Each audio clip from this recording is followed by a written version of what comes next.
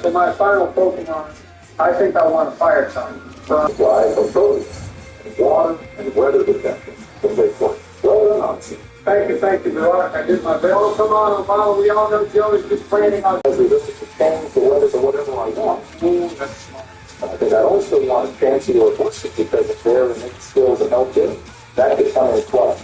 For battling wounds or illnesses, I think I went on with an Arcanine because he's probably a sick predator to have on your side, but he's also a man's best friend. Wow, those are some great. What the actual best Pokemon to bring would be. Please enlighten us, Tom. Okay, so first and foremost, I know you said no psychic Pokemon to just teleport you off the island and shit, but you're underestimating the other values of a good psychic Pokemon. Not only are they the smartest Pokemon, but they also are probably the best hunter-gatherers as they have telekinetic powers. So you need one of them. So I'm picking Gardevoir. Wait, why Gardevoir specifically? Now hold on, Donald. You just said, and I agree. I need a fire type to start fires for me. So I'm also going with Salaz. Now wait just a damn minute here. This is getting stuff. Yeah, you need to elaborate on your specific choice. And then for my final Pokemon, I'm stealing Joe's Vaporeon and showing it how a real trainer trains his Pokemon. What the fuck is that supposed to be? And there you have it, viewers. Donald just...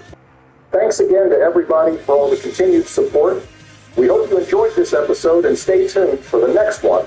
We'll try our best to get it out quickly. Yeah, I highly fucking doubt that. Am I right, Raghu? Bill Van is starting a new job soon, but don't worry, the show must go on.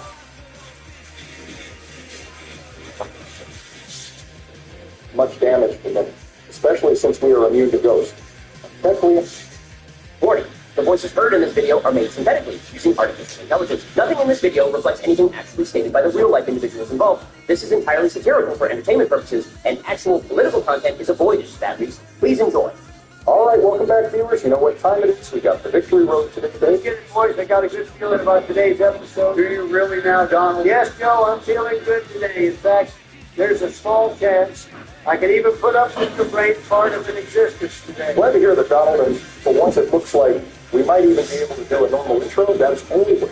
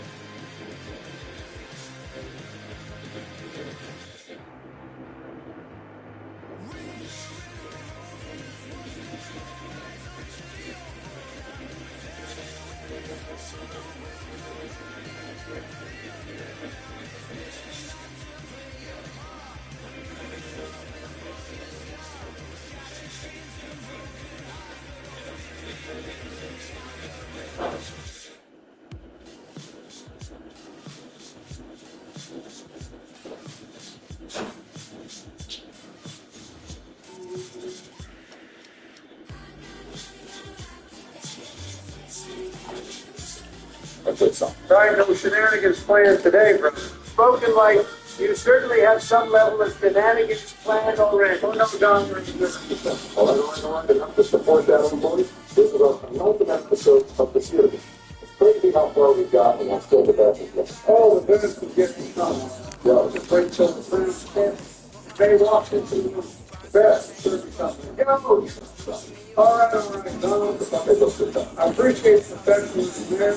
Let's try to have a 30 relationship throughout the duration of the second. Yeah. Well, this is actually a loud bit, Donald. That's not what I meant. Well, this was talking about that. Donald, you may have meditated something on this. So they need you to snap back and just Taylor Davidson, yeah, that makes sense. Actually, 21-year-old, over 28, and 31-year-old.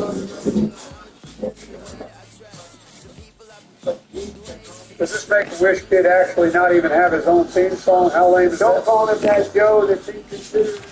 All children are forgiven. you know, I kind of like this new Donald. What the fuck? I hate it. He's boring as shit. You said it yourself, Lamont. Luckily, I know a way that will get him back to normal. Not going to happen, Joe. I told you. I am going to be able to put up with you today. We got a long, arduous journey ahead of us. I'm keeping my cool throughout the whole episode, I promise. Oh, wow, I promise. Surely this will go well. Anyway, guys, this battle is actually not a complete pushover like the other Wally fights. He has a full team of 5 with good type diversity. He leads with a level 44 Altarian. And meanwhile, we failed to run from a wild loud red like 45 seconds ago. Yeah, shit. A Dragon Dance Altaria league is crazy. Luckily, Titan should be fine. Surely Titan has evolved in this episode. Right, Obama? Yeah, I'll be prioritizing that, but honestly, this episode will not be enough training for our whole team to be prepped for the Elite Four. We're going to have to figure that out. Dang, Titan, that was not a great time to miss. Clearly, we weren't healed up. But Titan was missing some Rock 2 power points. This is close to getting out of hand Hey, already. Nerd Bomba, does this Altaria get earthquake like Winona? Are we talking? My name is not Nerd Bomba, but no, thankfully it's just Dragon Breath and Area Lace. So Titan really is fine, even if we miss a bunch of Rock Tombs. All right, that's good, but we aren't missing another Rock 2, are we, Titan? Oh, my God, the world really is testing me right now. Titan and my God, I really like this today's something PP. Bernard will be the center. Paul will be here. Right wing. Who will be the right side? Mazer. For not only the Elite Four tonight, but also your secret big special, and above all else, the 3 of us are finally back on the game together. Donald, I absolutely love this new site. It really shows how far you've come. As not only a teammate of the Panthers, but also Thank you, Obama. I feel great. all right, really, well, Titan probably won't be able to do this on his own, so let's get Mangle out here. Donald, just so you know, I'm not sorry. What is that supposed to mean, Joe? Oh my God, I have been taking my unwavering rage for long enough. It's been like 3 minutes. Joe, you are about breathing, knuckle dragging, common Nice, well done. coughing, dodging, fuck what? Welcome back, Victor. And oh my God, you're so fucking ugly. The only person willing to fuck you is too old and lazy to jerk off. You don't watch tipped off. You don't fuck with Tango. You don't have a heart attack when you have a Oh my God, that is so under those days, nobody anything to say to me the Mango Nick. That's I got Joe is the person. Not even the walk. Don't know that copyright is, you know, It's the girl, it's the box, but you can't actually have the truth, and there's grounds to be on it. yeah, whatever. I'm just glad I brought the real Donald back to the game club. The fans are starting to miss If you ever fuck with Mango again, Joe, I will go full 2009 for Russell Love on that. Why am I really doing it? I'm going to be goddamn funny. Yeah, whatever. Anyway, let's go over and how Donald's can I move this off, please? Whatever. Anyway, without Mango, this thing is a bit annoying, but sometimes One more thing, fuck the secret base special, stupid idea for stupid person. It doesn't sound like you succeed. Back to what I was saying. It looks like Minnie was able to take care of it himself. After this battle, I'll have to go back and grab Mango, because it looks like it should be in the clear as long as God wants. Doesn't sound. So is dodging a billion boxers and landing things first shot. I need this guy's luck when climbing the random battle flag. Speaking of random battles, Roger, what the hell's going on with that series? Are we still doing that people? Well, I, for one, would love to keep that series up, but the priority right now is just getting these Emerald episodes out, considering how close we are to it. That being said, it definitely will pick up where it left off at some point. But we'll get in that top 500 at the very least. It's why Joe doesn't lose any highlights. He gets within the 600. Sorry, Donald, just to get our account page $1,000. It's why you have a point about our 6 training before the Elite Four. This has been brought up something like every episode for a while now, but our team is insanely underleveled compared to like everything that's above. It might be good for content to be underleveled, but at the same time, I'm not trying to lose this.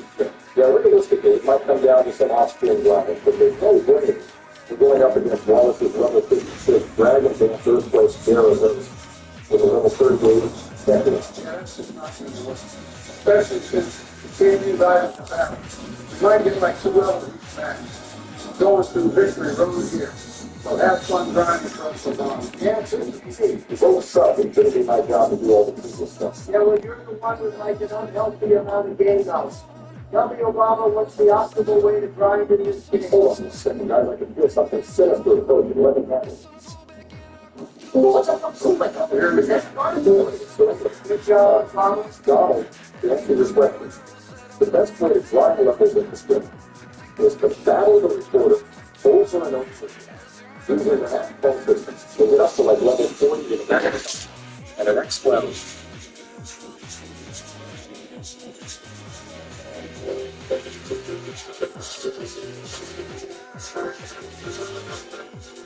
For mom, stay safe on the way to school.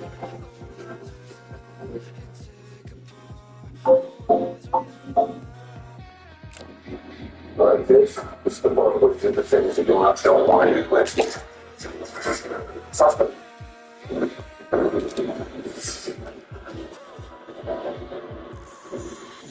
I feel like Mr. Burns right now, looking down with a sinister smile, tapping my fingers together, saying, "Excellent. That is excellent." Today, we are talking about the Boston Bruins and how they may have signed, at least in the opinion of one Sports Illustrated writer, one of the worst contracts in the entire 2024 offseason. Lego, why do you have to keep on making videos about this? Why do you have to keep on hammering that hammer down? Why can you just not leave this alone? Why can you just go about your day and talk about other stuff? Because it's the off-season, baby. There's nothing else to talk about. The articles being written, people talking about the contracts, what's good, what's bad. Let's go over on to SI.com. Because Jacob Pansari went out there and wrote this piece from earlier last week. No, this week, 5 days ago, on the 8th. Here are the 3 worst contracts of NHL free agency. And in this piece, you'll find a very self-explanatory 3 different names of contracts signed in this NHL free agency period. Now, if you wanted the spoiler alert, number 1,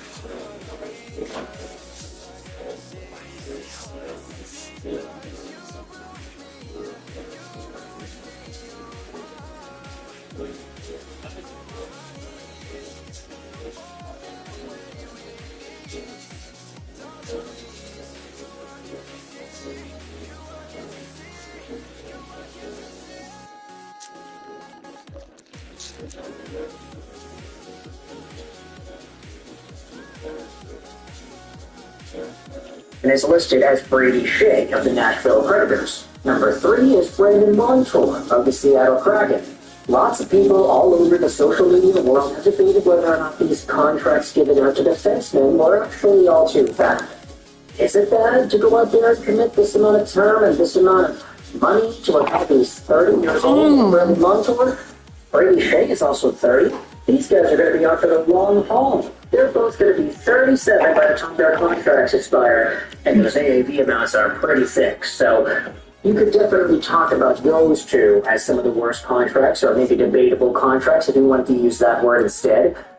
But let's talk about the second contract that is listed here as the worst in the NHL for free agency. Number 2, Elias Lindholm. This is another example of overpaying for a need. The Boston Bruins need a number 1 center, and they identified Elias Lindholm as the solution. They attempted to trade for him this past season, but couldn't finalize a deal. They only had to wait a few more months to sign him to a massive extension. The Boston Bruins signed Lindholm to a 7-year deal with an AAV of $7.75 million. It's a huge commitment for a player with just 2 seasons of 70 points or more over 11 NHL seasons. He's historically a 50-point player, and the Bruins are paying him like he is Patrice Bergeron. Lindholm will improve the Bruins. That isn't up for debate. He may even reach the 70-point mark again, but there's a far better chance that he underperforms for the next 7 seasons, and the Bruins will still need a number 1 center. Oh my. You know what? I'm not going to... Stealing vegetables. Watch the fireworks. Every cycle, every drink container. In BC, it's just what you do. And now it's even faster with Express. Saying that Jacob Venturi is a Canucks fan. If you go on his social media, he writes for the Pittsburgh Steelers, and he is based in Pittsburgh, Pennsylvania. So I can say that he is likely a Pens fan. So, if you had to spend a out there talking about the Boston Bruins signing Elias Lindholm to what is the second worst contract in free agency, that's kind of amusing to me. Because, of course, as a Vancouver Canucks fan, we cannot stop thinking about the what couldas, what shouldas, and what would-have beens had any of these guys just re-signed with the Vancouver Canucks. There was already a debate going around as to whether or not Vancouver would be willing to give Lindholm a huge extension to have him stick around, whether or not their dollar amount range was in the $7 million range. We ended up learning that apparently the Canucks did offer him 7 by 7, but he rejected that and went over to Boston for a 7.7, which also had first-line minutes attached to it. Not just playing behind Miller and Henderson like he would have in Vancouver, but a guaranteed spot at the top of the lineup. And, I totally get that. It's not a bad thing that Lindholm wants to play more. It's not a bad thing that he wants as much money as he could get as well. It's just for the Boston Bruins. I mean, think about it more in a different light when you consider the fact that Elias Lindholm has only really had one amazing first-line caliber $7.7 million season.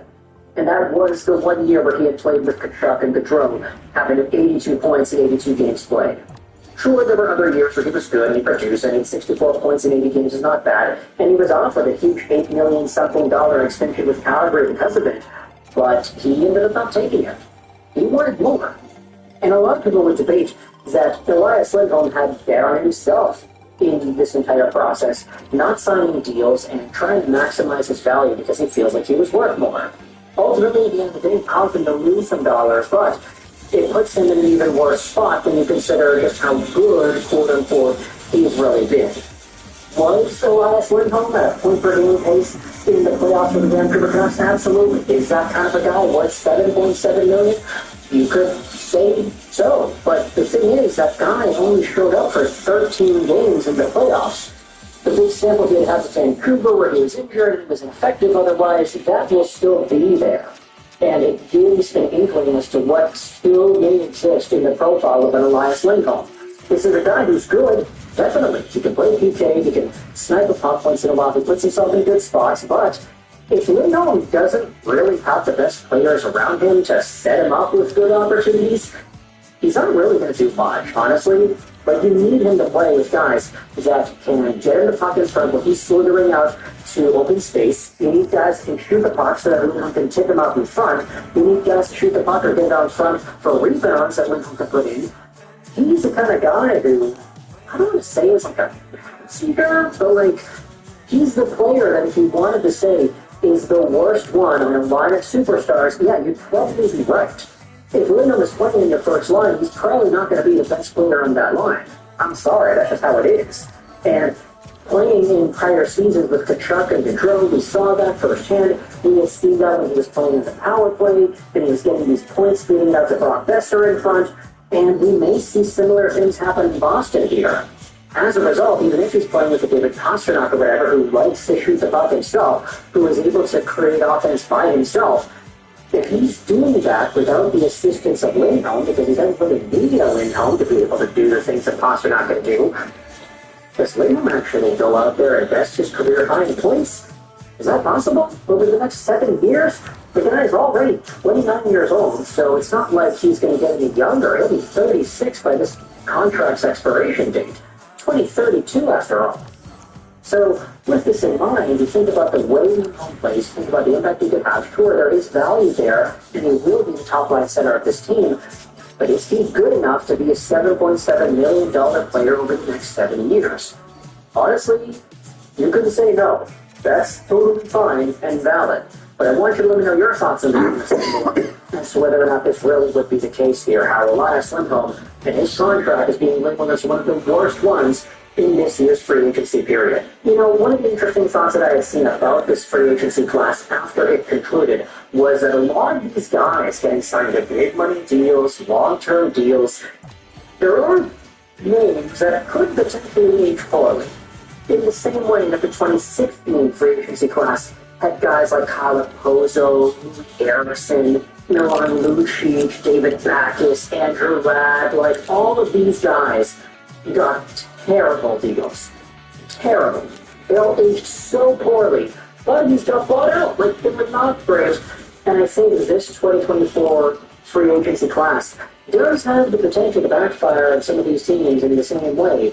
Especially when you think about some of the other contracts that were handed out there, the big defenseman contracts, Elias Lindholm, Nikita Zadorov, still in that same boat as well. Either way, though, let me know your thoughts in the comment section below, whether you're a Canucks fan or a Bruins fan. Do you think the Elias Lindholm contract is or will be one of the worst ones of this year's free agency class? Let me know your thoughts in the comment section below. I hope you enjoyed this Bishop Rolls from 99 and Buys.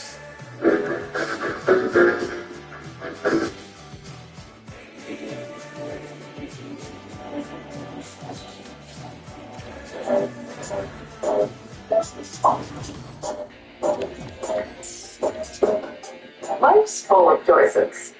Here's a simple one.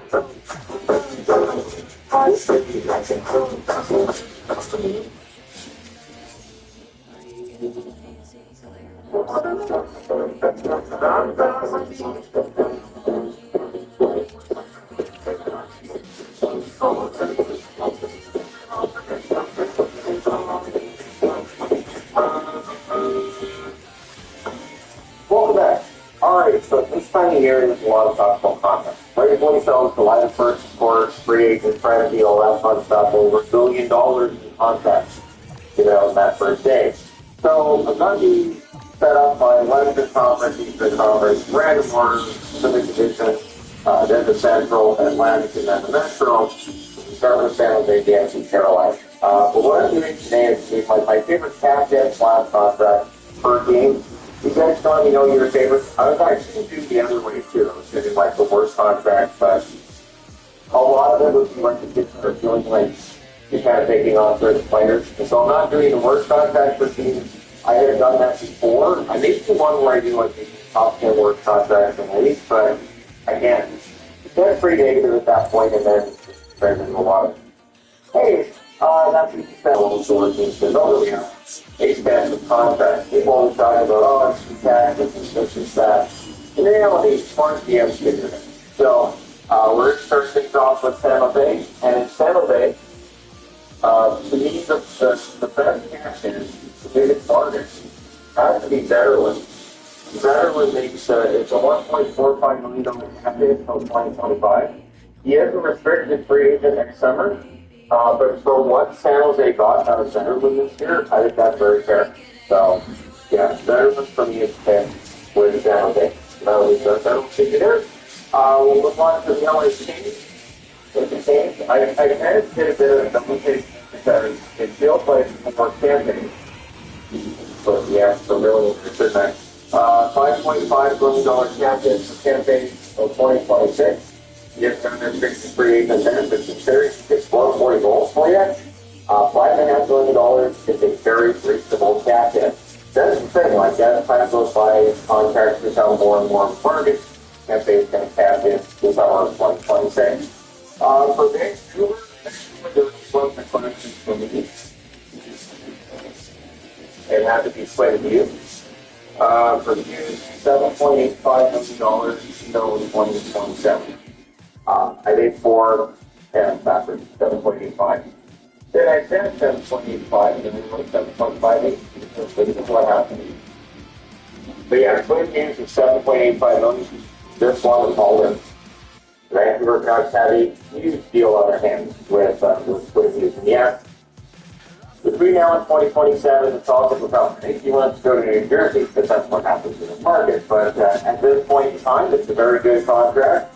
He won the Norris Trophy. He's worth at least $11 million on the next contract, I guess. For the Oilers, if there's only one player that I don't think could go on the board. Now, honorable mention, obviously, to Zach Hyman. Zach Hyman, that contract was at the time and seemed to have a lot of risk tied to it because Hyman has produced as strong the way he has in Edmonton. And I'm going to say this too, I don't think Hyman would produce as well if he stayed in Toronto as he has in the 2 years.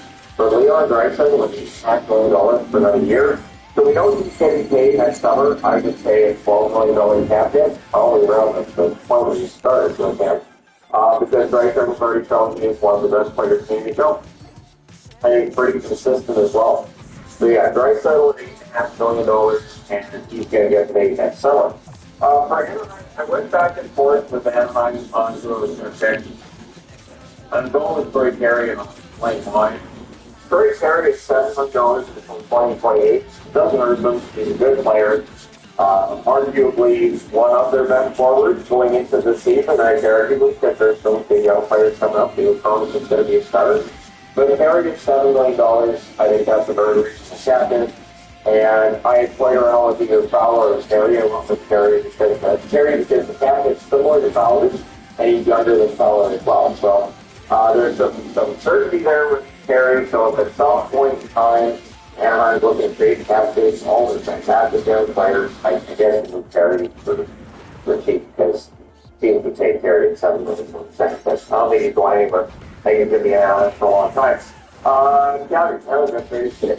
For Calgary, I went back and forth a little bit. I settled on Blake Coleman. Blake Coleman at $4.9 million. That's the cap hit until 2027. So everything gets turned down in Calgary in the last 18 months. We've seen a whole huge exodus of players. But Blake Coleman has been excellent for Calgary. At points last season, it looked like they might push for a playoff spot. Coleman was a big part of the reason why there were a lot of games where he was easily their best forward. So while at the time the contract was signed, there was some risk there. I think Coleman has shown that before that they're heading that far. If not a bargain at that cap hit for what he has provided for them. In Vegas, I had to go back to an old favorite for me, and that's William Karlsson. William Karlsson's cap hit is $5.9 million until 2027. I've always been a big fan of Wild Bill's game. I'm sure that's very obvious. Part of 9 Google, like $59 million cap hit. But Karlsson at 5.9, notice how I put the end the first 2 times and then it's fine. You guys know what I'm talking about. So at $5.9 million, $5.9, that's great. But so 2027, Karlsson is a really good way forward. So even though the goal scoring, you might want a couple more goals here and there. In reality, he's so good defensively. He's an excellent player. He's not Barkov, but he's one of those players that's like Barkov adjacent in terms of his ability. And what I'd be surprised if he had like a great year this year and getting himself trying to take it to him. I'll look for it if he starts to do that. So we get lots of the hot shirts this year. You guys will probably begin to start going, hey, one more wild film is so contended. For Seattle, I went back and forth a bit. I thought about using Dunn. Okay, well, Dunn's got a pretty big cap hit. But honestly, so if you get another Barry McCann at $5 million, that's till 2027 as well. I don't think you're going to have any complaints in Seattle. And I think that if McCann was on the market right now, he would easily get $6.5 million, I would think. McCann's been excellent. The move to Seattle has really, pumped up his career. So even though this past season wasn't as strong as the one before, against scoring-wise, he is still a bargain, I think, at $5 million. So you guys can let me know your thoughts. Nashville, I went back and forth. Like I said, there's no bad contract in Nashville, and I will stand on that. The Yogi contract is fine. He signed with the sign, I defended it. I'm still saying the Yogi contract is perfectly fine. But Forsberg, I think at $8.5 million. It's not just that it's $8.5 million, it's the fact they have that non-certainty for 6 more years, till 2030. So you have your player absolute 4 pieces there, and I say, wow, because look at that forward group right now in Nashville. That's pretty ridiculous. The Forsberg at $8.5 million, I have no problem with that whatsoever. I think that is an excellent contract. It's going to age very, very well. Again, as the salary cap keeps going up, that's just going to become more and more important. The Minnesota Wild, more of a veteran presence here. Zipper over $4.125 million until 2026. I think having a winner for Kaprizov at $4 million, that's the market. I mean, consider the putting Kaprizov on the board, to be honest. I mean, Kaprizov is $9 million. Sure, it's kind of the sign to lose the base hand, to lose the hand rating, but I think that's really going well. With Zipper over $4.125 million, I can't even make arguments for how that might be an overpayment. It might be market value considering the date right now, but yeah, it's a pretty good contract. Minnesota has the Nicky contract, that's not one of them. Dallas, it has to be honest. When Archer at his best, he really can be one of the, I would say, top 5 goalies in the league. But at $4 million, even when he's playing okay, that still does fantastic. If 1 more year at $4 million is restricted free for next summer, he's going to get paid. So Oscar is motivated going into the season now a little bit here because of the fact that he's playing for a raise next summer. So he's trying from that raise takes place. But yeah, for me, Dallas is the absolute. I don't see how it can go against the amount of talking on Dallas. I could try to argue something else, but why? Like, I thought about Robertson, I thought about Gabe Skinner, and like, now I'm just saying bargain there. For Colorado, again, it's because I don't feel any kind of bad contract. I'm going with Picard, because Picard is not going. That's a good cap hit. It says until 2027.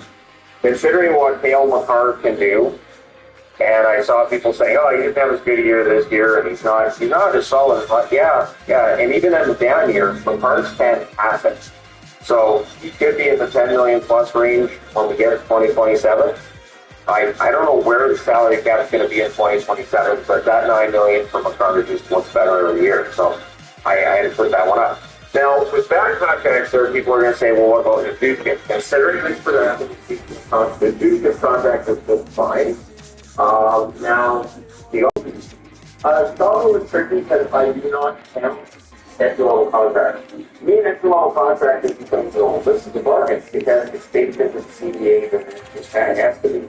Even if a guy with an entry-level contract doesn't play very well, it's still a bargain. You can still write for but not. But if you want to extend, and I'm going to just say, I think this is going to age very, very well. Alex Galactic is on 2030 and $4.6 million cap hit. Chicago's building and powering.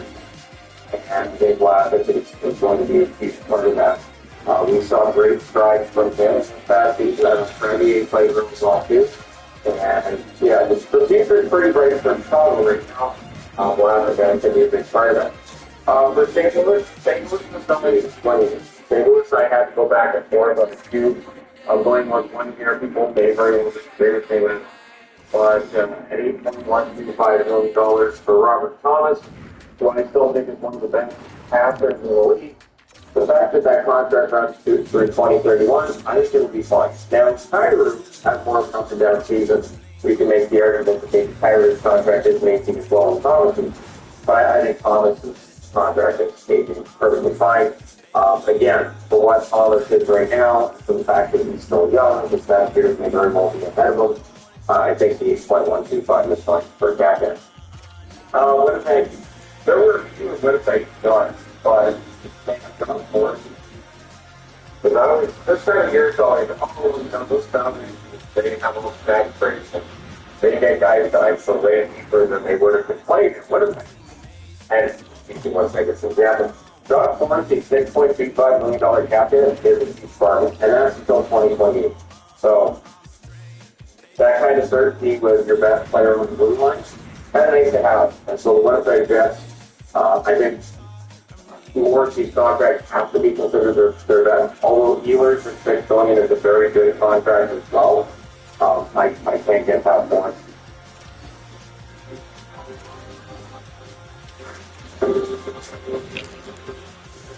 Burma safely drives herself to soccer.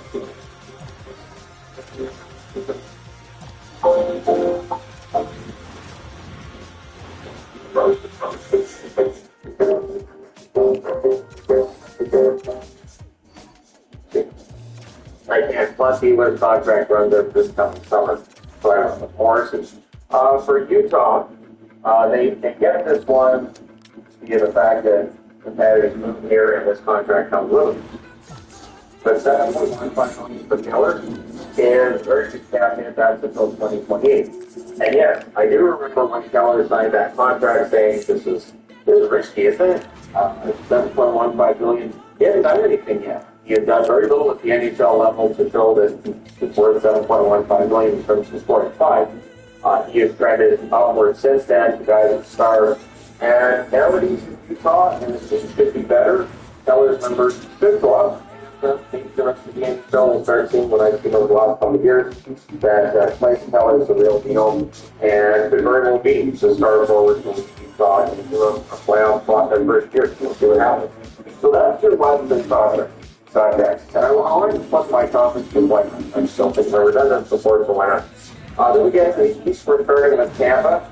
And for me with Tampa, this is the contract I talked about, I talked about last summer when it was signed. But Steve Hagel, at $6.5 million until 2032. That's an absolute steal for what Brandon Hagel did in Tampa and for what he wanted to stop before that. I've always thought Hagel was mildly underrated. I think he still is. I think in Tampa he's somewhat underrated, although now that Santos is gone. Some opportunity may go to Hagel now that might have gone to Santos before, and maybe we'll see Hagel really shine as well with Tampa Bay. That being said, maybe yes, let's stuff in all those spots that the Santos was in, but I like Hagel's contract a lot. Again, someone I'm not as sold on. I mean, it's a long-term deal. There's definitely risk there. But I might pay $6.5 million cents, $2.5 million months and Gaston. I think that's a huge bargain with paying. But again, that's just me. You guys let me know your thoughts. For Ottawa, pretty bad, isn't it? Again, contract very often better, but we think they all the time at times. And until 2027, that's the thing. If you're getting the cap hit of $4.975 million from Ottawa, that's team friendly, in my opinion.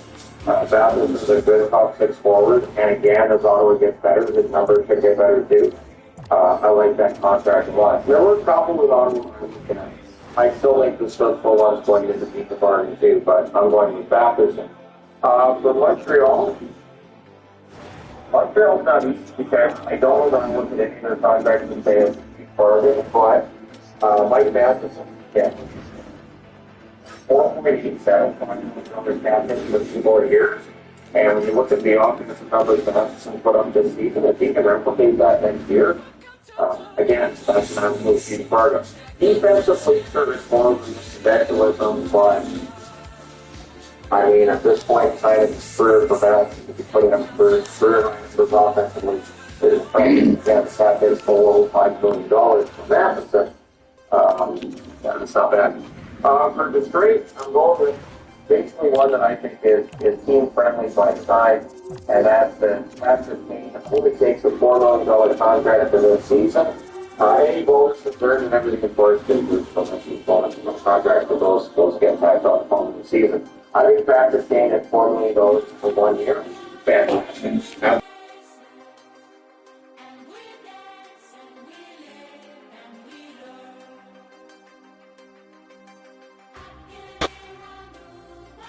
You know, hit so early in. And I just say that because the surgery that he had, it is rare for a player to come.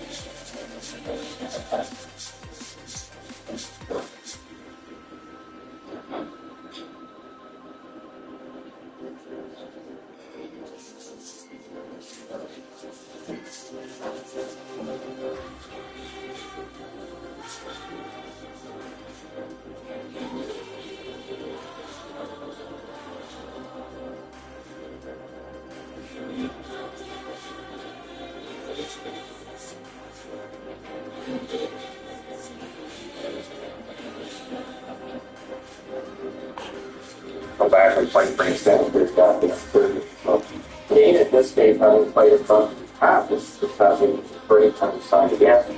I think it's kind of a minor miracle that he's playing as well as he did.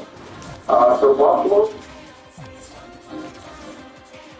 now it's done. Not captain, 4.7 points a league from 2026. Even with the year this year was down, offensively scoring well the year before.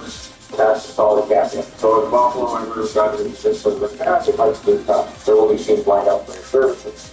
Such a dynamic forward makes a huge difference, and if he can start with... Yeah, he's just a defensive defenseman, so he's one of those really defensive players to stay with his fucking offense. So...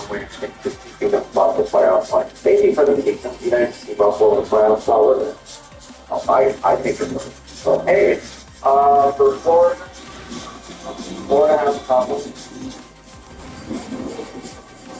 And for the tax rate. People are going Florida only tax rates. Well, they've been helping for decades before this.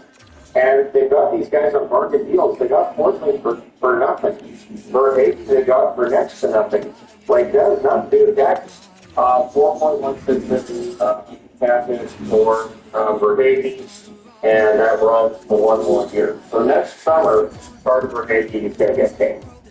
I would take the $57 million. He stays in Tampa, or in Florida, I should say he left Tampa to go to Florida. But if he goes to the free agent market, who knows what he means. Verhaeghe will be very pricey. So